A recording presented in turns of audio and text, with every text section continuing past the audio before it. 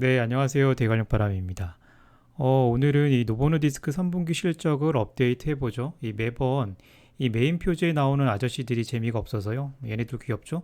이 귀여운 친구들로 바꿔봤는데 이 노보노디스크가 이 SNS 등을 통해서 제1형 당뇨병을 교육하는 이 비디오에 나오는 이 베스테이즈라는 친구들이에요. 정말 귀엽죠? 어쨌든 숫자부터 한번 빨리 보도록 하겠습니다.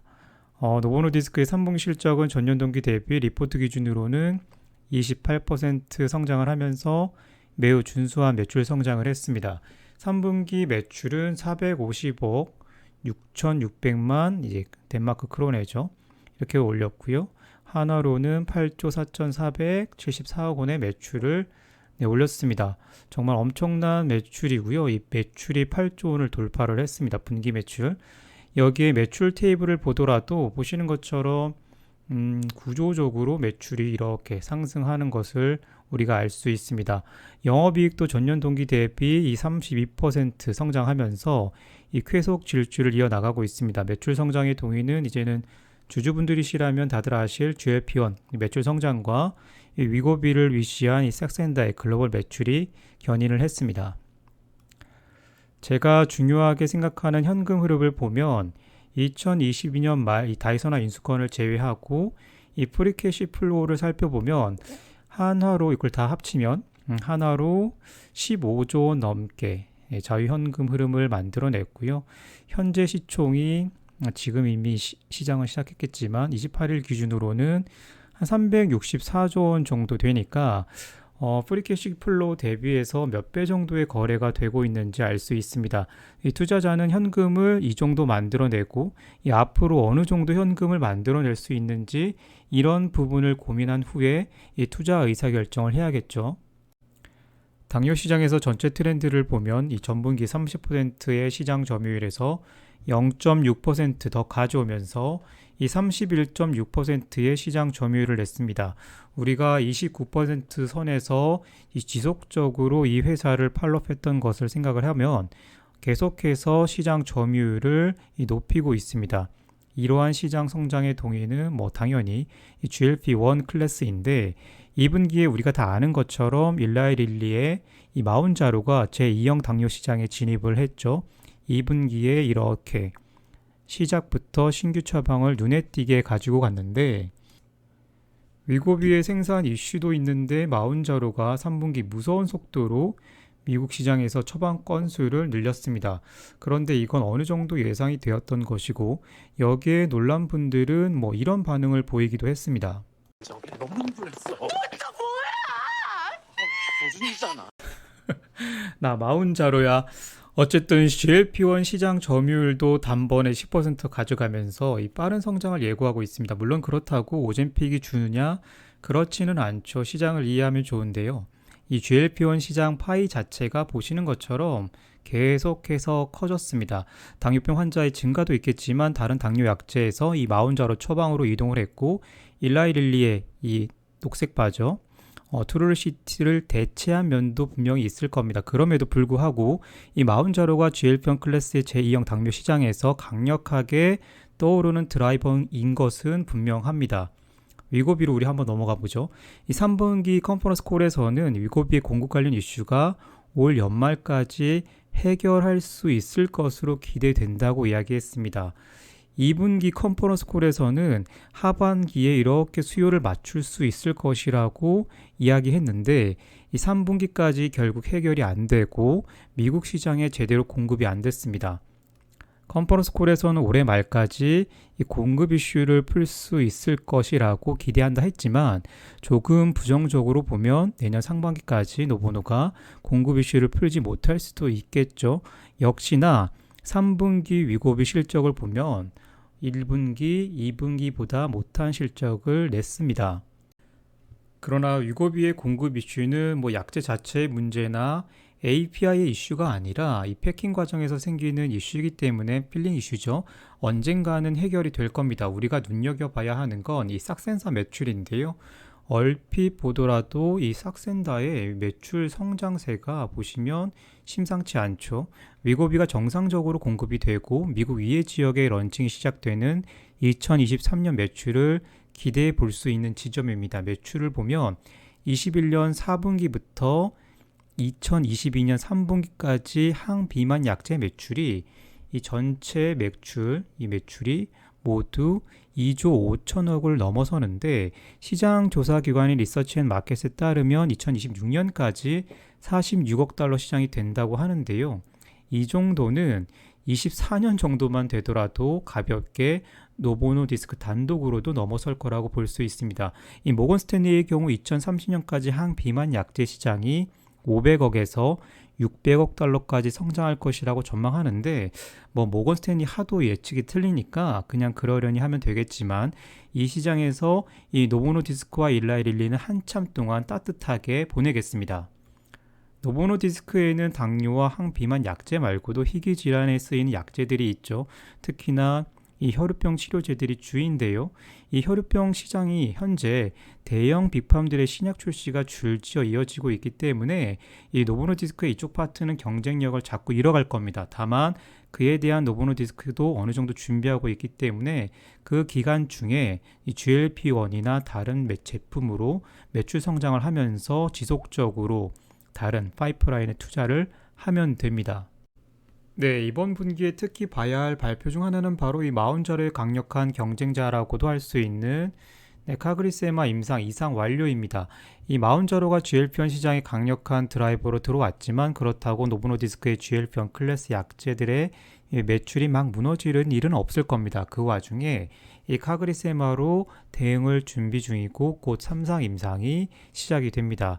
사실 여기가 이번 컨퍼런스 콜이나 제가 오늘 얘기하는 것 중에 가장 중요한 포인트인데 이번 2분기, 3분기를 거쳐오면서 제가 가장 관심이 있었던 분야는 바로 이 위클리 인슐린 제제 아이코덱입니다.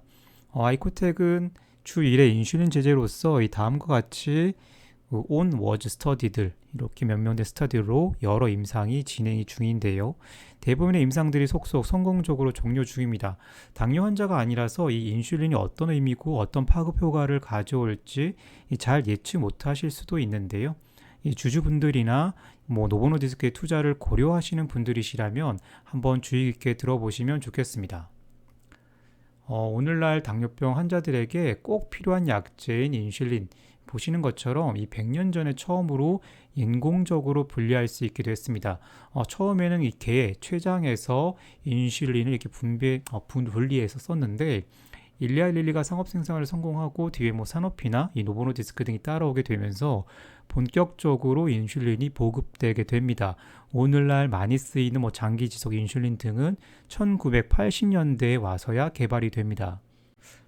제가 왜 인슐린 이야기를 하느냐 하면 이 당뇨병 약제 시장이 어떻게 구성되어 있는지 설명을 하려고 합니다. 투자자는 당뇨병 약제 시장을 간단히 이해하면 돼요. 어렵지 않아요. 기본적으로 당뇨병은 췌장의 베타세포에서 인슐린이 제대로 분비가 되지 않아서 인슐린이 부족하거나 제기능을 하지 못해서 이 세포에서 포도당을 에너지원으로 쓰지 못하고 혈당이 비정상적으로 올라가는 병이죠. 그런 환자들은 보통 이 메트폴민 같은 아주 싸지만 효과가 좋은 경구약제 투약으로 치료를 시작하고요. GLP-1 같은 조금 더 효과가 좋고 저혈당 위험이 또 적고 추가적인 심혈관 이점이 있는 약으로 넘어갑니다. 그러다가 이러한 경구약제로도 듣지가 않는다고 하면 혈당이 컨트롤이 안 될 때 여기 보이는 인슐린을 직접 투약하게 되죠. 그럼 여기서 간단하게 살펴보면 당뇨병 약은 인슐린과 인슐린 투약 전 쓸 수 있는 약으로 나뉘게 됩니다. 이걸 현재 환자와 약제 클래스로 나눠보면 약 30%의 환자들이 인슐린을 쓰고 있습니다. 적어도 매일 투약해야 하는 인슐린 주사침에 여기에 대한 거부 반응을 감안해서 생각한다면 굉장히 많은 환자들이 인슐린을 투약하고 있고요. 옆에 보시면 이 매출 규모도 32%, 30%가 넘습니다. 이 당뇨병에 쓰이는 약제 클래스인 GLP-1이나 SGLT2 이런 클래스들의 2018년의 매출과 비교해보면 인슐린 시장이 파란색인데요. 인슐린 시장이 줄어드는 것처럼 보이죠. 왜죠? 맞습니다. 이 미국에서도 인슐린 가격이 반값 밑으로 떨어졌고요. 이 중국에서도 인슐린 가격이 국가에서 통제가 되고 있는 상황이기 때문에 인슐린 매출이 떨어지는 것처럼 보입니다. 그렇지만 여기 이 왼쪽에 보시는 것처럼 환자들은 지속적으로 증가하고 있고, 우리가 다들 알다시피 2040년에는 4억 명의 환자가 돌파할 거라고, 당뇨병 환자가 돌파할 거라고 예상이 되고 있는데, 지구촌 인구는 어느덧 이 80억 명을 돌파를 했습니다. 이런 상황에서 이 제약사의 돌파구는 어떻게 보면 간단합니다. 바로 약가 인하를 당하지 않을 신약 개발에 있겠죠. 여기에 노보노디스크의 주 1회 인슐린 아이코덱이 임상을 마치고 곧 허가 신청을 앞두고 있는 상황입니다. 노보노디스크의 매출 비중을 보면 이 GLP-1 클래스의 이 폭발적인 성장에 인슐린 전체 매출은 이 감소하고 있습니다. 그럼에도 불구하고 전체 매출에서 인슐린이 차지하는 비중이 40% 가까이 되죠. 가만히 생각해 보면 주 1회 인슐린 신약 출시로 이 당뇨병 시장에서 인슐린을 터부시하던 많은 환자들이 유입될 요인이 분명히 있고요. 이미 전체 인슐린 환자 30%가 타겟 고객이 될 수 있습니다. 물론 모든 환자들이 다 주 1회 인슐린이 필요하지는 않겠지만, 이 사람이라는 동물이, 이 생물이 정말 귀찮은 거를 죽기보다 싫어하기 때문에 성장은 필연입니다. 그럼 이 주 1회 인슐린을 언제쯤 시장에서 볼 수 있을까? 이 노보노디스크는 내년 이 상반기쯤에 유럽이나 미국 그리고 중국에 모두 신약 허가 신청을 할 예정이기 때문에 빠르면 2020 말, 늦더라도 2024년 주 1회 인슐린 제재가 시장에 선보이게 될 겁니다. 모멘텀 투자자라면 저 시기에 맞춰서 거래를 한번 고려해 볼 수도 있겠습니다. 다음으로 넘어가서 노보노디스크의 강점 중 하나는 바로 이 생산 캐파에 있는데, 이 비슷하게 겹쳐 있는 일리아 릴리와 비교했을 때 지금 당장은 티가 안 나겠지만 향후에는 분명 캐파 차이가 날 수 있다고 봅니다. 이 벌써 잊으신 분들이 계시겠지만 이미 노보노디스크는 그룹 역사상 가장 큰 생산시설 투자를 덴마크에 하고 있고, 이 생산시설에서는 원료 의약품에서부터 필링이나 어셈블리까지 하게 됩니다. 이 생산을 아웃소싱하는 방법이 좀 더 효율적이라고 생각할 수도 있지만, 위고비 이슈처럼 언제 어느 때 컨트롤할 수 없는 이슈가 발생할지 모르는 상황에서 이 본사가 있는 덴마크의 확실한 투자는 괜찮은 판단이라고 생각을 합니다. 2027년 완공이기 때문에 이 친구들이 어떤 걸 노리고 이렇게 대규모 투자를 하는지도 짐작이 되죠. 그리고 또 하나, 제가 이 제약 발전 트렌드에서 중요한 모달리티로 생각하는 이 RNA 분야에서도 노보노디스크는 다이선화사를 인수하면서 기존에 그들이 해오던 펩타이드나 단백질 레벨이 아니더라도 RNA에서 추가적으로 현재보다 훨씬 더 많은 유전자 타겟을 가지고 RNA 시대를 대비할 수 있게 됐습니다. 당뇨 전문 회사니까 다른 질환뿐만 아니라 RNA를 가지고 뭘 할지도 한번 지켜봐야 합니다. 네, 몇 가지 더 있기는 한데요. 그건 다음 또 너무 길어지니까요. 4분기 업데이트 때 이야기해보죠. 빨리 한 줄 요약으로 가죠. 네, 이번 한 줄 요약은 보이는 게 다는 아니다입니다. 우리가 보통 회사들이 발표하는 숫자들만 놓고 보거나 이슈들만 생각해서 보면 중요한 투자 지점들을 놓치게 되는 경우가 왕왕 있습니다. 이 노보노디스크의 경우만 보더라도 위고비 공급 이슈들이 걸렸을 때 이 월가에서는 매출 추정을 하향하면서 주가가 많이 출렁거렸죠. 그런데 지금 와서 보면 결국에 다 이게 시장의 소음입니다. 투자에서 이게 정말 중요한 이슈인지 소음인지 이 판단하는 게 중요하고, 현재 노보노디스크는 아주 중요한 시기가 도래하고 있다고 보여집니다. 네, 마지막으로 이게 1923년 이 노벨 생리의학상 수상자 발표할 때 연설문인데, 보시면 인슐린은 당뇨병을 치료할 수 있는 것이 아니다 라고 합니다. 맞죠? 인슐린이 근본적으로 당뇨병을 치료할 수는 없죠. 왜냐하면 당의 소화에 호르몬을 만드는 우리 몸 안의 세포가 파괴되는 것이 이 당뇨의 명백한 원인이기 때문입니다 라고 했습니다. 이게 거의 100년 전인데 지금 읽어봐도 어색하지 않습니다. 다음 문장이 정말 압권인데요. 언젠가는 인슐린과 같은 물질이 여기 췌장선에서 만들어낼 수 있는 날이 올 것이다 라고 했는데, 와, 이거 정말 소름 돋지 않나요?